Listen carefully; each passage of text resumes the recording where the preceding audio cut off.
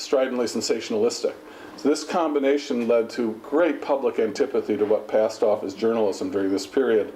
In fact, at its high point or low point, depending on how you want to look at it, in the 1912 presidential election, when 3 of the 4 candidates ran against journalism as being a damning force, Teddy Roosevelt, Eugene Debs, and Woodrow Wilson. Only the famed William Howard Taft defended the Fourth Estate in 1912.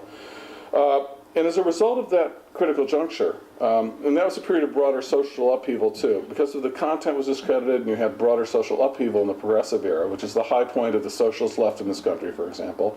The result of that was professional journalism. That was invented in this period, that came of age in this period. That was the response to the crisis of journalism was the notion of professional journalism, the separation of owners and editors, the separation of church and state. The idea that it didn't matter that you only had one newspaper in your town because it wasn't going to just parrot the owner's propaganda or the advertiser's line. It would be run by trained professionals trained at journalism schools. And you could trust them, so you didn't have to worry that there's only one newspaper in town because all the power now rested with editors and reporters. There were no schools of journalism in the United States at all in 1900. By 1920, every single major journalism school had been founded, oftentimes strongly urged by publishers themselves on state legislatures to get them at the major universities. Where I teach at the University of Illinois, it's a state law that they have to have a school of journalism. And they can't close the School of Journalism there. It's the only department on campus that you aren't allowed to close down by state law, because the publishers were so powerful, they got this passed. Because they needed to have credible product. They needed to have trained journalists, so you could trust their private monopolies of control, because these trained journalists would take care of it. Now, in my other work, I've criticized professional journalism for the deep weaknesses within it. But I will say, on behalf of professional journalism, compared to what it replaced, it looked awfully good. Compared to the sort of partisan, viciously pro-business, right-wing material that was much of what passed for journalism in this country, it looked pretty good. Another great critical juncture, the one I cut my teeth on as a scholar, came in the 1920s and early 1930s when radio broadcasting came along. And when that came along, this was a technology, there was no idea how to organize it. Most countries in the world turned it into a non-profit, non-commercial system.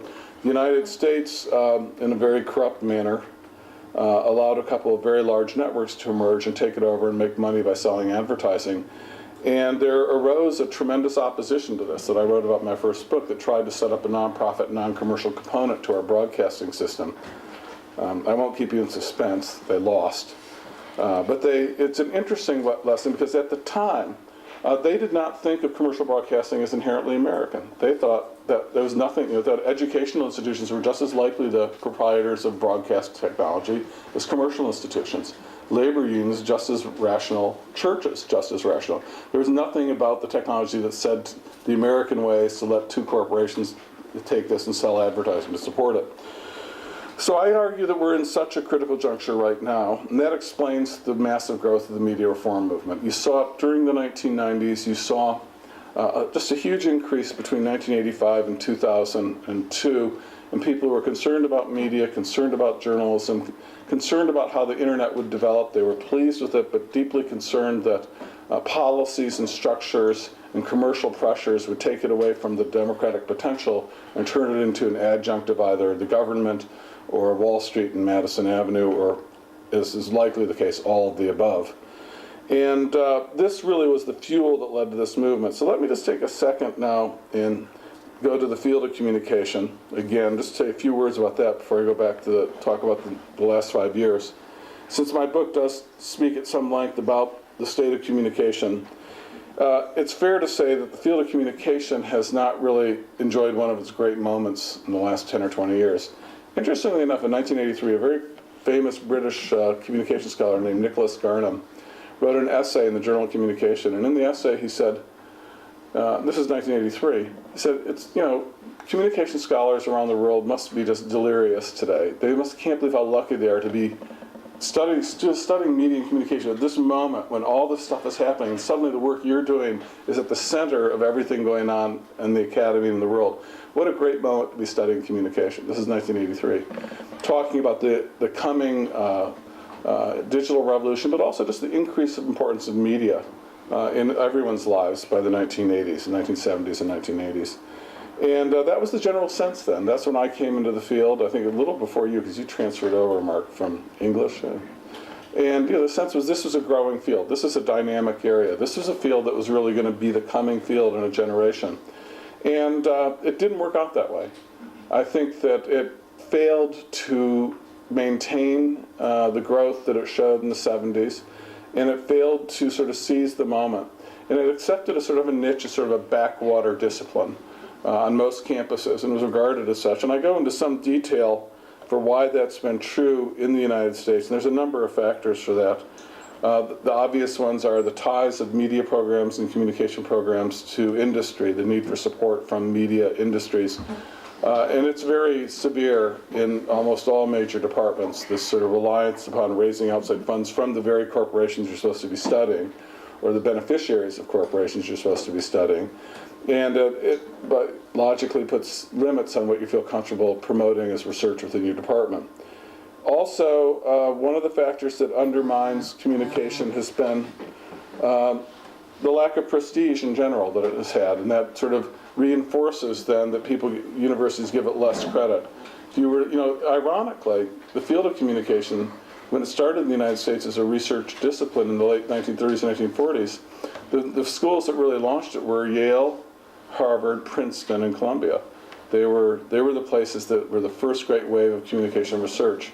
And this is during the great critical juncture of the 30s, when elites were deeply concerned about propaganda. They were deeply concerned about the masses and how they were responding appropriately to the traditional media and the rise of the political left. And unfortunately, though, once that critical juncture subsided, the funders withdrew their funding, primarily the Rockefeller Foundation, and communication gravitated to the land-grant universities of the Midwest, the great public universities, and a handful of public schools, or private schools like NYU, Northwestern, and Stanford. But the first tier of universities in communication tend to be schools that are more likely to be in the second tier for history or English or anthropology, because you don't have Princeton, Yale, and Harvard in there. And for this prestige-obsessed field of academia, and it's nothing if not prestige-obsessed, that's enough for sort of a bureaucrat who doesn't really want to think on their own, say, okay, well, my choice is between funding for a field of study where I'm getting letters from Yale, Princeton, Harvard, and Berkeley, or I'm getting from University of Oregon and University of Tennessee. Well, it's a bureaucratic no-brainer where you're going to give the money. So it becomes a reinforcing process in terms of prestige. And the prestige issue is also accentuated because of the link of media and communication to professional education, which, in liberal arts is seen as really, a hepped-up form of driver's ed compared to what they do in sociology and English and history. I mean, the real thinkers are up there, and then you're teaching people how to write ad headlines down there. It's a real distinction, and that doesn't help the prestige factor either for the field of communication and sort of having success on campus.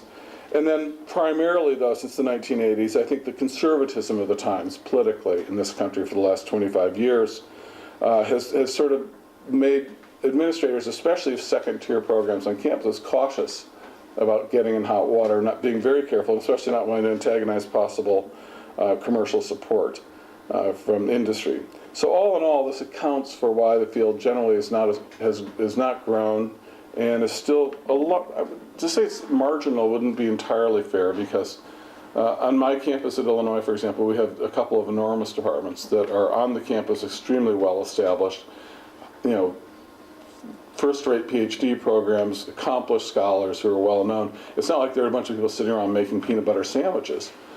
My point, though, is what you've got there is, at this moment historically, when we're seeing a critical juncture, when we have the possibility to take technologies and take a media system and turn it around from being something that's largely an anti-democratic force and make it something that can be part of radically transforming our lives for the better, these scholars are just looking in a different direction. They're just simply not participating. They're oblivious to what's taking place. And that oblivious sentiment extends to their classes and extends to what students are then exposed to. And that's what I argue against in this book, that if the field embraced the critical juncture, understood historically the moment we're in, that it would be an opportunity for the field to actually be relevant, important, dynamic, and creative. And it would be a risky